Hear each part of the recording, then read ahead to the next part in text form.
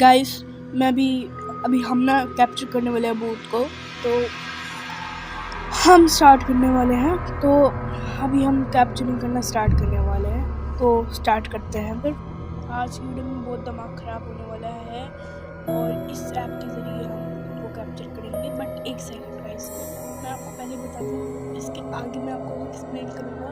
इसके बाद हमने इसके बारे में डिस्कस किया था, आगे आप देखो, फिर हम करते हैं, ठीक है। आज हम लोग हॉरर वीडियो बना रहे हैं।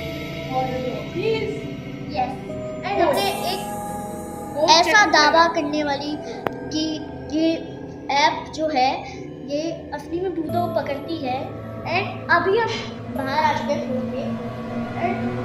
कैमरामैन सही से दिखाओ, कैमरामैन अभी दिखाओ।